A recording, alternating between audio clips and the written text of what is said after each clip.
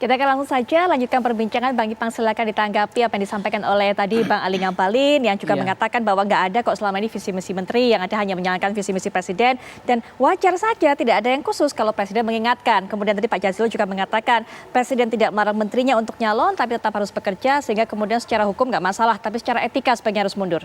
Iya, salah satu tanda berterima kasih kepada si presiden adalah tahu diri ya.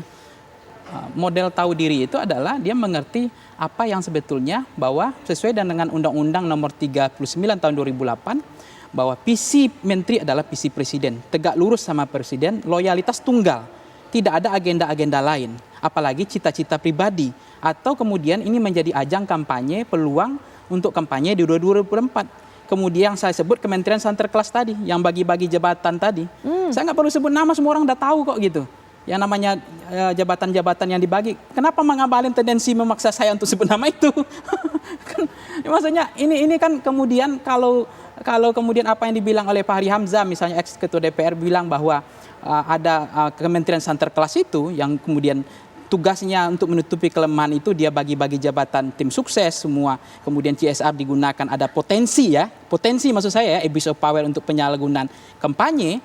Nah, itu yang kemudian yang dikhawatirkan oleh presiden itu justru akan mengganggu agenda prioritas nasional, kebijakan strategis nasional. Itu saja. Dan ucapan salah satu berterima kasih itu adalah presiden harapkan jangan sampai ini akan menjadi bencana bagi presiden, karena presiden punya janji sama rakyatnya. Presiden punya tanggung jawab kepada rakyatnya, karena menteri adalah loyalitas tunggal, tegak lurus kepada presiden, maka tidak ada visi lain, tidak ada cita-cita lain, tidak ada agenda. Makanya kemudian yang namanya peng-peng itu ya, penguasa dengan pengusaha itu saya ragukan pengabdiannya, karena lebih cenderung DNA keuntungan pribadi dibanding DNA pengabdiannya. Baik, Bang Ipang. Dan tidak bisa loyal. Bang Ali, silakan.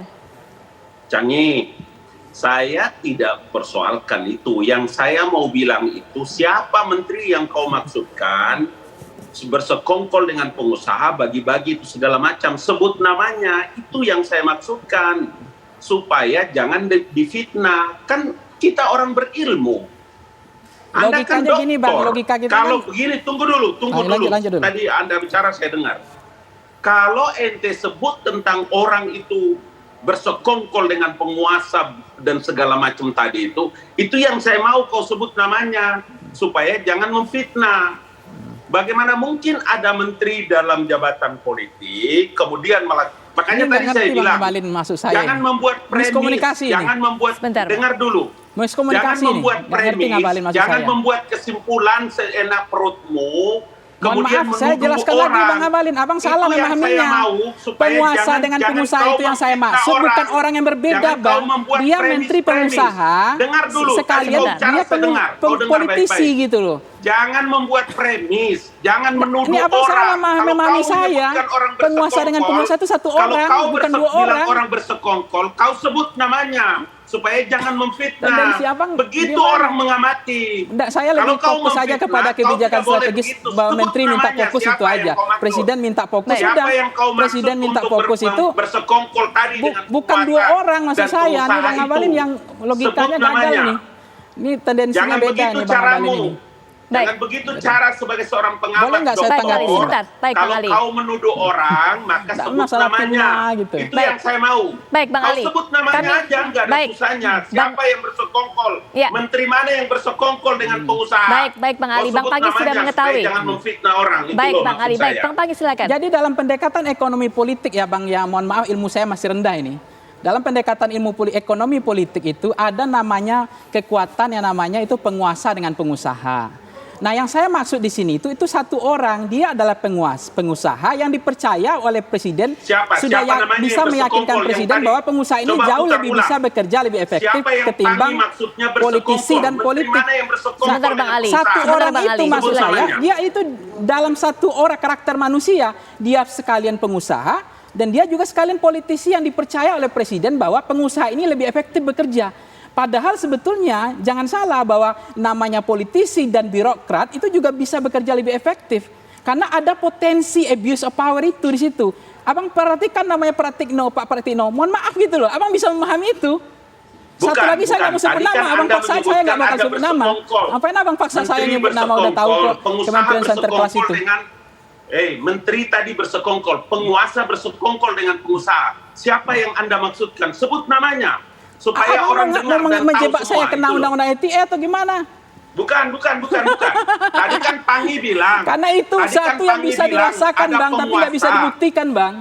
Itu bisa dirasakan, Bang. Dengar. Saya ulangi kata-katamu. Abang nggak ada logika melihat tendensi abang nggak beda saya lihat. Kalau udah bilang saya fitnah, ada mana nggak fitnah, itu realitas ada sekarang. penguasa bersekongkol dengan pengusaha. Itu Siapa juga itu kemudian pengusaha sekarang itu? banyak Penguasa politisi, itu siapa? kepala Sebut daerah dong, ya Mbak sebut ya. dong. Ini saya alihkan Kenapa sedikit nih, kau kepala takut sebut daerah namanya? ketika wakilnya Sebut pengusaha namanya. agak bingung Yang kepala saya minta daerahnya dari karena kau ada sebut potensi namanya. tidak ada dalam Siapa pengusaha menteri itu yang makan siang bersekongkol gratis, itu no loh? freelance. Baik. Selalu bicara ada Jangan hanya apa-apa. pandai Baik. Maka berkomentar. ketika Bang ada Ali. wakil kepala daerah itu pengusaha, Baik. Tidak berani kepala menyebut gubernur Baik, nama Bang itu. Ali, Bang Ali. Itu loh. Kita tahan dulu. Nanti kita juga akan berikan kesempatan untuk Pak Jazilul Sebut memberikan namanya pendapat. itu, siapa Baik, penguasa Bang Ali. itu? Kita tahan dulu, Bang Ali. Kita Jangan akan jeda asal sejenak ngomong terlebih doang. dahulu. saya gampang nyebut namanya.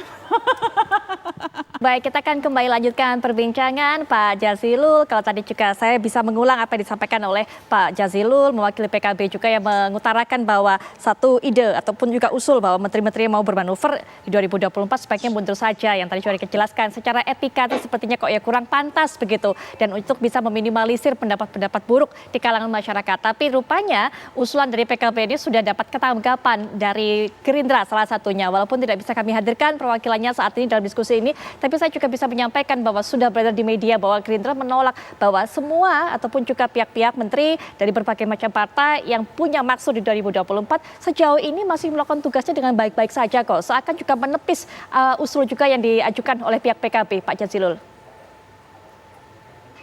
Ya, tentu secara hukum tidak ada larangan, tetapi saya yakin kalau sosok seseorang itu dari menteri yang mau mencalonkan presiden dan dari awal berkomitmen untuk maju, kemudian meninggalkan tugas kementeriannya demi untuk memberikan visi untuk menjadi calon presiden ke depan, saya yakin masyarakat akan lebih memberikan apresiasi. Kami tidak mengatakan bahwa itu tidak boleh, boleh saja, tetapi nanti saya yakin para menteri yang menjadi presiden, yang ingin menjadi presiden, yang mau mencalonkan diri menjadi presiden, akan lebih kuat legitimasinya dan juga menaikkan elektoralnya jika memang dari awal sudah mendeklarasi kami, kasihan Pak Jokowi ini. Pak Jokowi ini atau presiden ini kan tinggal 2 tahun dan ingin pemerintahannya husnul khotimah dengan meninggalkan legacy. Dan ini harus para menteri yang berjuang. Nah, kalau para menterinya misalkan sibuk untuk nyalon, maka legacy atau husnul khotimah yang diharapkan oleh Pak Jokowi ini mungkin saja tidak tercapai. Nah, dan juga kepada para menteri yang mau nyalon kan akan lebih gentle. Kalau dari awal memang mendeklarasikan diri menjadi calon presiden. Dan saya yakin Pak Jokowi tidak melarang. Saya yakin Pak Jokowi juga tidak akan keberatan untuk bicara baik-baik, Pak, saya mau jadi calon presiden, maka saya ganti saja oleh yang lain yang lebih punya fokus daripada ada di situ, tapi diam-diam ingin mencalonkan presiden, tapi secara diam-diam. Sehingga apa yang disampaikan oleh presiden harus fokus, itu ingin mengatakan itu, fokuslah untuk bekerja sesuai bidang tugasnya. Sebab kan tidak, kan begini Mbak Putri, untuk menjadi menteri saja yang memiliki prestasi yang juga dilihat oleh publik bagus, itu juga sulit, tidak mudah. Apalagi kalau fokusnya macam-macam. Dan sekarang, terus terang, ini juga dampak pandemi ini juga keadaan sulit. Nah, maka pahamilah apa yang disampaikan oleh Pak Presiden ini. 2 tahun ini, mari bareng-bareng buktikan kepada rakyat bahwa Pak Jokowi dengan seluruh aparatur menterinya ini memang bekerja fokus untuk rakyat, bukan untuk fokus-fokus yang lain. Itu yang ditunjukkan oleh Presiden. Sekarang pergi ke Amerika, ini semua untuk rakyat. Baik Pak Jazilul. Bang Ali mungkin bisa langsung ditanggapi usul yang disuarakan oleh PKB mengenai hal ini, sebaiknya ya mundur saja. Nah, itu makanya ada yang disebut tahapan. Tahapan-tahapan itu kan ada diatur dalam regulasi. Kiai Jazilul ngerti itu maksudnya. sebagai seorang politisi dia paham itu. Tahapan-tahapan pemilu itu ada sampai pada batas waktunya, orang begitu ditetapkan, memang dalam posisi seperti ini kita punya pikiran yang sama. Kami dari kantor staf presiden itu mengerti itu. Beberapa kali Pak Muldoko menyampaikan, memberikan arahan juga. Tadi saya berkoordinasi juga dengan Pak Deputi, Pak Juri. Maka itu saya katakan dari tadi bahwa proses kemudian ada profesionalisme sepanjang yang mereka kerja itu tidak mengganggu tugas pokok para menteri ini dalam tugas-tugas sebagai amanah yang disampaikan oleh Presiden.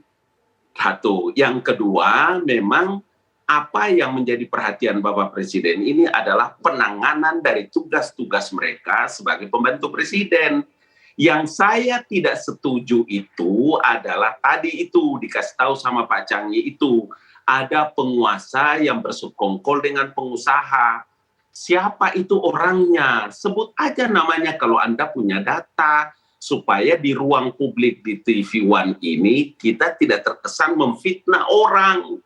Kan begitu kalimatnya saya, kan tidak ada yang sulit. Karena beliau yang memulai kalimat itu ada penguasa yang bersekongkol, ada menteri lah bersekongkol dengan pengusaha. Siapa orangnya? Sebutkan namanya, karena tahapan-tahapan pemilu juga ada.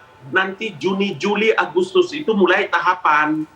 Sehingga sampai pada batas-batas tahapan itu kan kita tahu Undang-Undang Nomor 7 Tahun 2017 tentang pemilu, KPU telah membuat regulasi turunannya, tahapannya jelas. Sampai pada tahapan itu pasti saya yakini bahwa sudah bukan pertama kali, sudah sering terjadi setiap calon-calon presiden yang ada di menteri itu mengundurkan diri. Kan normal itu. Tetapi sebagai seorang presiden dan kepala pemerintahan, kepala negara harus menyampaikan itu kepada para menterinya supaya penanganan pandemi yang belum selesai, kemudian beberapa kemungkinan-kemungkinan lain yang harus dihadapi oleh pemerintah. Kan tidak ada yang penjelasan yang rumit di situ. Baik, Bang Ali. Nah, terakhir, gitu aja. Ya, terakhir mungkin penutup dari perbincangan ini. Menurut saya salah satu cara untuk memulihkan kementerian ini, menyelamatkan kabinet ini, agar tidak menjadi bencana di akhir nanti, tidak menjadi beban bagi presiden. Kalian menteri ini mundur aja. Itu sampai Pak Jazilul bilang mundur saja. Ini salah satu cara untuk menyelamatkan agar tidak menjadi bencana di kemudian hari.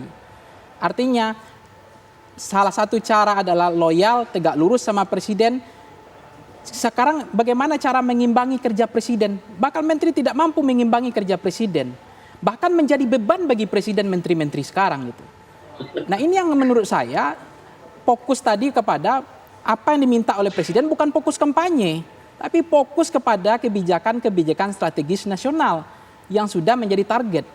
Kalau tidak, maka ini akan nanti suatu saat ini akan menjadi masalah di kemudian hari. Kalau kemudian target dari kementerian ini, target dari menteri punya agenda sendiri, tidak loyal, tegak lurus kepada presiden, dia punya cita-cita sendiri.